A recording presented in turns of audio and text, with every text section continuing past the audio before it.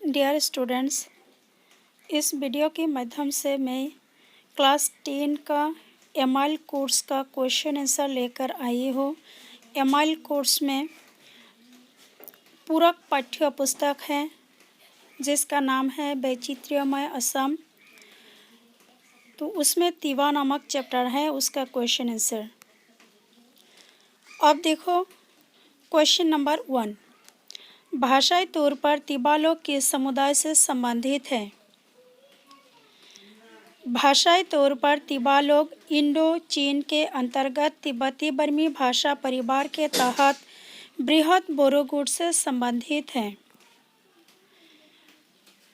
Question number 2, Tiwa लोगों के उत्सव पर्व में इस्तेमाल किए गए विभिन्न वाद्य यंत्र क्या क्या हैं?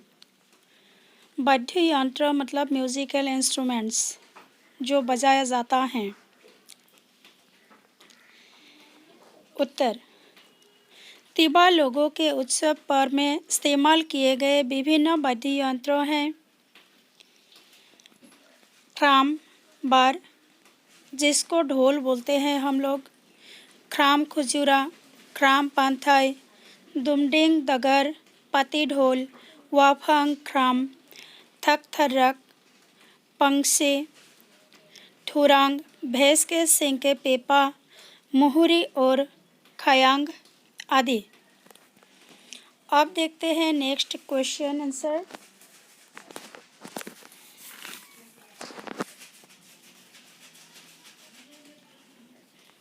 क्वेश्चन नंबर 3,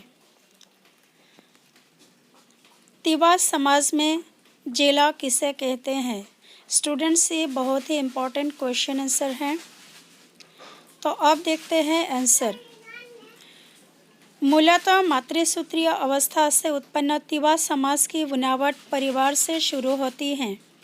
2 से अधिक लोग मिलकर एक महारी, कोई महारी मिलकर एक कुल या खुटा, कई कुल मिलकर एक खेल और कोई खेल मिलकर एक गांव बनाते हैं। इस प्रकार बने खेल के प्रशासनिक और सामाजिक मुखिया को मैदानी इलाके में जेला कहा जाता है और पहाड़ी इलाके में परिवार के मुखिया को जेला कहा जाता है।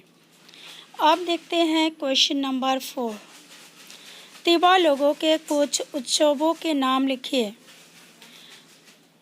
उत्तर, पहाड़ी इलाके में रहने वाले तिवा लोगों के उत्सवों का नाम है बांसुआ सगरा, यांगली, मुइनारी कांठी, लांखान, माई पथाला, माई राबा, खापलांग रावाने पूजा, पांथाई सवा आदि।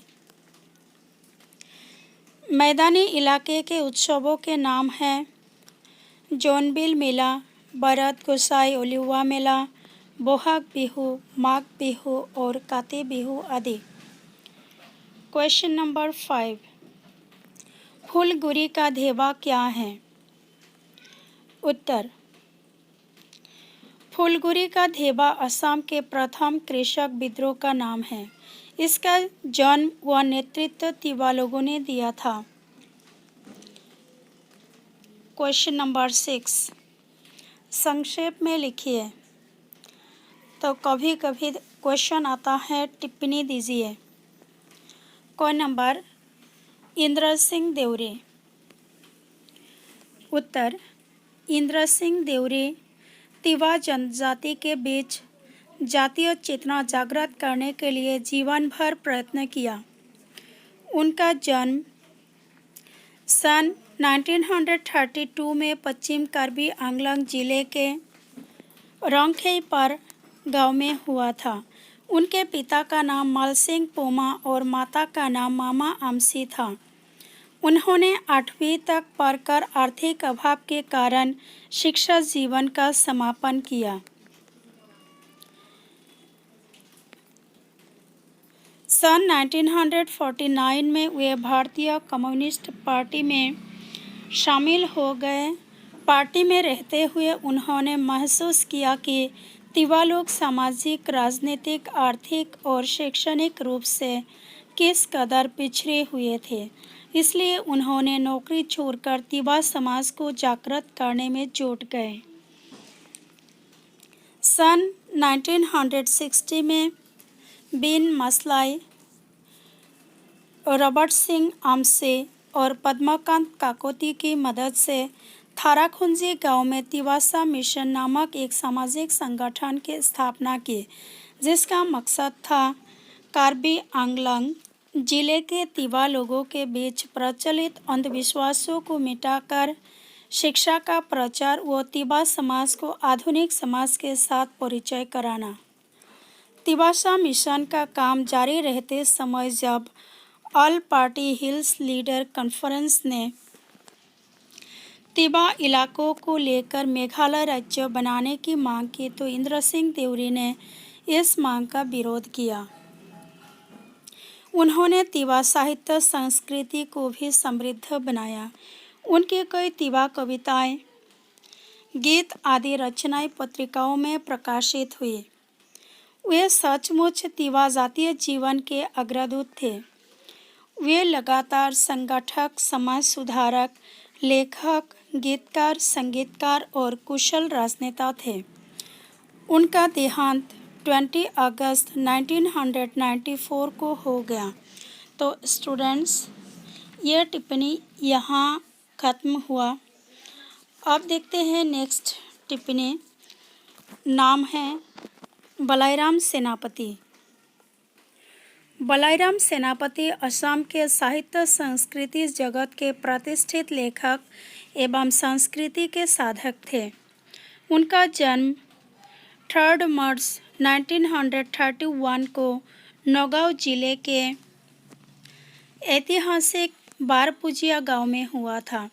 उनके पिता का नाम बगाराम सेनापति और माता का नाम पद्मेश्वरी बरदलोई था। परिवार की आर्थिक ज़रूरतों की पूर्ति करने के लिए पढ़ाई बीच में छोड़कर सन 1953 से 1963 तक संयुक्त उत्तर कछार एवं मिकिर पहाड़ जिले के बरथल मध्य अंग्रेजी विद्यालय में उन्होंने अध्यापन किया था। उनके एक लेख मिकिर पहाड़त की घोटी से प्रकाशित होने पर अधिकारियों की नाराजगी के चलते उन्होंने नौकरी छोड़ दी और कृषि कार्यों में लग गए। उन्होंने तिवा लोकगीत की स्वर लिपि तैयार की थी और तिवा कृष्टि संस्था की स्थापना में अहम भूमिका निभाई थी। तिवा साहित्य की सेवा करने के साथ ही उन्होंने असमिया साहित्य की भी सेवा की। सन 1954 में मुकुल नामक उनका गीतों का संकलन प्रकाशित हुआ। वे काफ़ी दिनों तक असम साहित्य सभा के कार्यकारी सदस्य थे और वर्ष 2000 में उनको तिवा साहित्य सभा का अध्यक्ष चुना गया था। उनकी कृतियों के नाम हैं अतीतर हंधानत, पांचो रजिया अंचल और लालुंगर लोकगीतर ऊपर सामान्य आलोकपात और तिवा जनगोष्ठीय संस्कृतित आलोकपात, तिवा समाज आरो संस्कृति आदि। सन 2011 में नौगांव जिला साहित्य सभा में डॉक्टर सूर्य कुमार भूया पुरस्कार और 2011 में ही असम के लोक संस्कृति के साधक के रूप में बकुल वन न्यास ने बकुल वन पुरस्कार प्रदान किया। इस महान व्यक्तित्व का देहांत 11 मई 2014 को हो गया। डियर स्टूडेंट्स, इस चैप्टर का सब क्वेश्चन आंसर ख़त्म हुआ। Thank you.